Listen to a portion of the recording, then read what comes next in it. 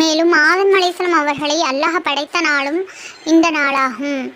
இன்னும் நிறைய சம்பவங்கள் நடைபெற்றிருக்கின்றது. இப்ராஹிம் அலைஹிஸ்ஸலாம் அவர்கள் நெருப்பிலிருந்து பாதுகாக்கப்பட்ட நாள், காபத்துல்லாவை கட்டிய நாள், யூனுஸ் நபி மீன் வயிற்றிலிருந்து வெளியேறிய நாள், இது போன்ற நிறைய சம்பவங்கள் இந்த முஹர்ரம் 10ஆம் நாளில் நடைபெற்றுள்ளது. மேலும் அல்லாஹ் இந்நாளில் வானம், பூமி, நட்சத்திரங்கள், சூரியன் ஆகியவைகளையும் படைத்தான். ஆதம் அலைஹிஸ்ஸலாம் அவர்கள், ஹவ்வா அலைஹிஸ்ஸலாம் அவர்கள் பிறந்த தினமும் இந்த நாள்தான். மேலும் இது போன்ற நிறைய நிகழ்ச்சிகள் நடைபெற்றிருக்கின்றன. இந்த சிறப்பான ஆசுராவுடைய நாளில் நாமும் நோன்பு நோற்று அதிகமாக குல் ஹுவல்லாஹு அஹத் சூரா மற்றும் ஸலவாத்துக்கள் அதிகமாக ஓதி அல்லாஹ்விடம் துஆ செய்து அனைத்து முஃமினான முஸ்லிமான அனைவருக்காகவும் துஆ செய்வோம் இன்ஷா அல்லாஹ். முக்கியமாக இந்நாளில் நாம் பிறருக்கு அதிகமாக உதவி செய்ய வேண்டும்.